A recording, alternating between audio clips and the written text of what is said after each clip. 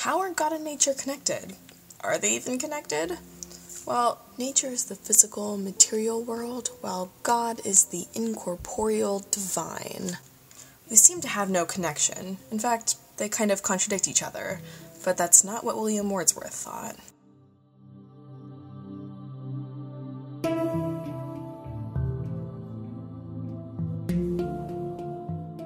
William Wordsworth was a Romantic poet during the 18th century.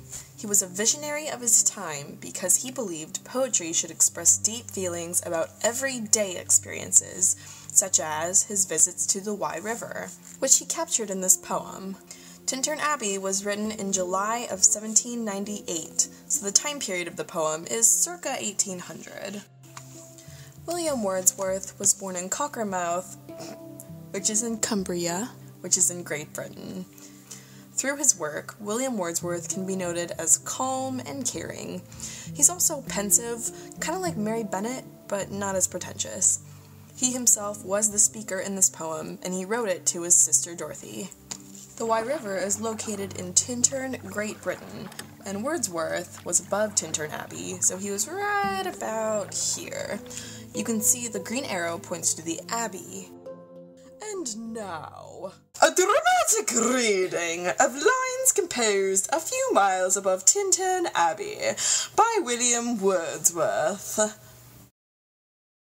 5 years have passed, 5 summers for the length of 5 long winters, and again I hear these waters rolling from their mountain springs with a soft inland murmur. Once again do I behold these steep and lofty cliffs that on wild, secluded scene impress thoughts of more deep seclusion and connect the landscape with the quiet of the sky. The day has come when I again repose here under this dark sycamore and view these plots of cottage ground. Okay, we lied. We're not going to read the entire poem, but that's because it's almost 160 lines of blank verse. That's unrhymed iambic pentameter. So we'll only read the most important parts, and we'll just explain the other parts. Let's start with the first stanza. Wordsworth spends the beginning of the poem telling Dorothy how it's been 5 years since he last visited the Wye River with her. He describes the natural setting around him, and it makes him feel very small and secluded as he walks around reminiscing. Words like repose and dark have a sleepy connotation, which establishes a peaceful, serene tone. So then we have the second stanza, which isn't incredibly important. Wordsworth talks about how, amid the din of towns and cities, thinking of his first visit to the Wye River makes him feel peaceful. He says that nature lifts his burden of the heavy and the weary weight of all this unintelligible world, and he believes that by connecting with nature, we see into the life of things. Wordsworth believes that his spiritual relationship with nature will stay with him until he dies. Wordsworth's diction draws attention to the contrast between the physical and spiritual worlds. He refers to his corporeal frame, his human blood, and his body. But we'll come back to this later, so leave some space in your notes. Okay, the third stanza is the longest, so we're going to break it up into 2 parts. At the beginning of this stanza, Wordsworth says, How oft in spirit have I turned to thee, O sylvan Wye, thou wanderer through the woods. How often has my spirit turned to thee? Wordsworth uses the phrases how oft or how often repetitively to emphasize how often he thinks of the Wye River. Vocab word! Sylvan means wooded or woodsy. The imagery in the entire first half of the poem is entirely natural. Wordsworth uses phrases like green, groves and copses, and unripe fruit.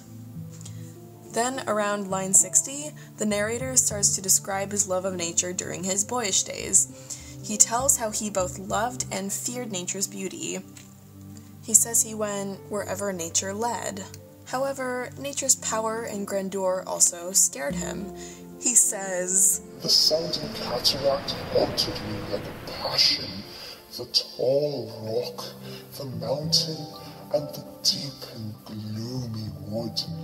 But he then describes nature as an appetite, a feeling, and a love. So, in his youth, Wordsworth craved nature, but at the same time, he was afraid and a little unsure.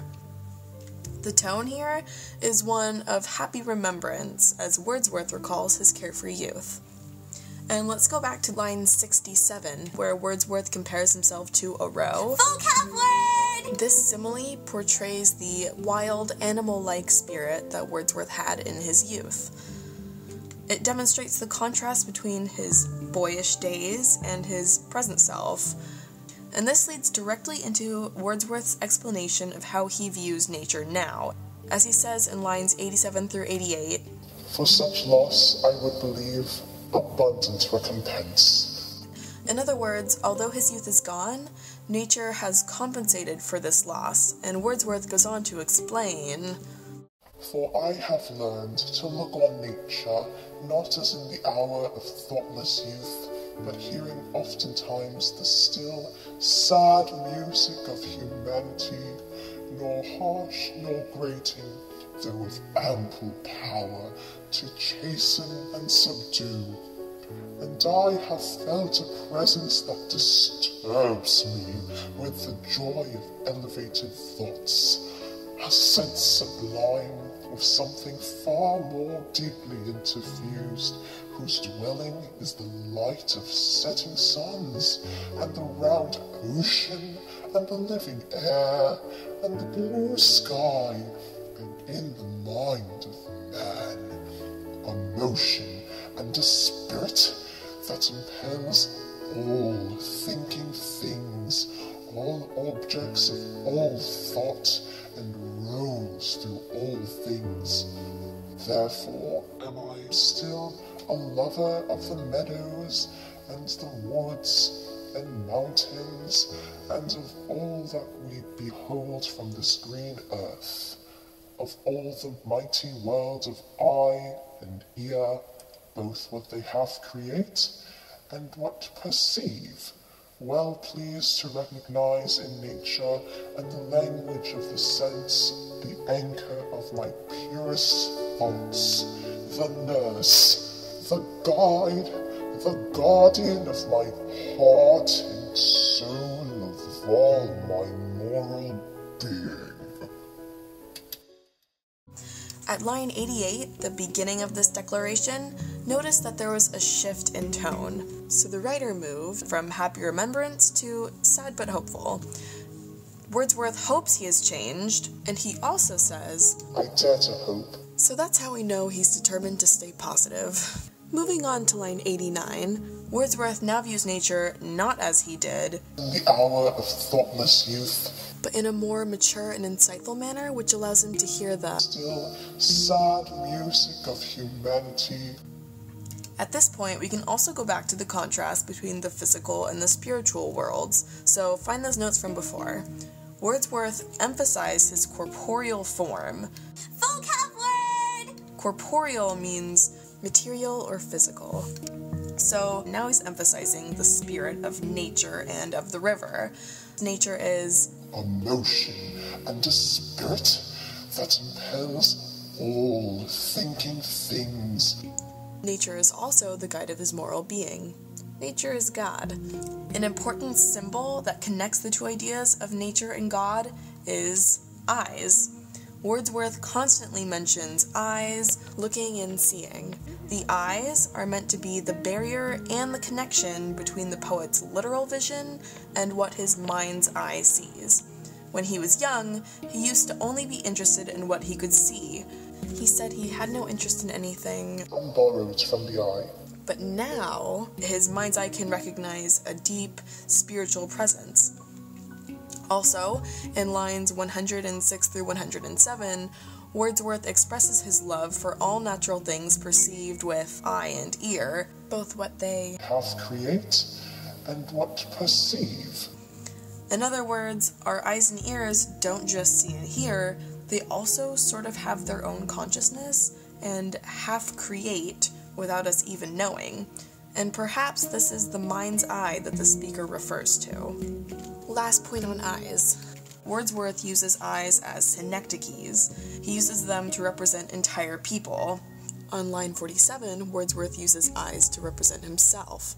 And on lines 119 as well as 148, he uses eyes to represent Dorothy.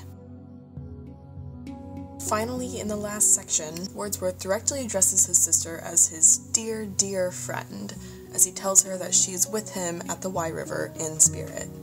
Wordsworth tells Dorothy, "Nature never did betray the heart that loved her, and that nature will inform the mind that is within us," which ties back to nature being the guide of Wordsworth's moral being. And then Wordsworth proceeds to cast a blessing on Dorothy, which you can read starting in line 134. The syntax here makes the passage sound very biblical. It builds on Wordsworth's idea that nature and God are one and the same. Wordsworth calls himself a worshipper of nature, and says nature has given him holier love, making it crystal clear that nature is his God. Worship, holy, these are terms that are clearly religious, and Wordsworth uses them to point out that he strongly believes in, wait for it, pantheism. Wordsworth tells Dorothy her memory is a dwelling place for all sweet sounds and harmonies. And he says that if Dorothy is ever sad or in pain, Dorothy can just read this letter. The letter preserves Wordsworth's good memories of the woods and the river, and Dorothy can use these as healing thoughts to solve her problems. Wordsworth wishes for Dorothy to live in nature's embrace, and he ends the poem by telling Dorothy not to forget these memories of nature, these many wanderings, because he loved them for his sake and for hers as well. Woohoo, we finished the poem! And now here's some more syntax. There's a lot of enjambment in this poem. Vocab word! What enjambment is the continuation of a sentence or clause over a line break. The entire poem is focused on, you guessed it, pantheism. Wordsworth is trying to say that God is nature and nature is God. They are identical. This is the concept of pantheism. If you haven't written down the word pantheism yet, we strongly suggest that you do so. Wordsworth wrote the poem for his sister to express his relationship with nature and his hope that she will believe in nature as well. So the theme is, if you put your faith in nature, nature will take care of you. In the big scheme of things, this poem is about recognizing that you've changed and figuring out who you've changed into. It's about time and how the passing of time changes us. We're graduating high school soon. We're flying from the nest. In 5 years, we're going to do the same thing Wordsworth did. We're going to reflect on who we used to be and who we've become since then.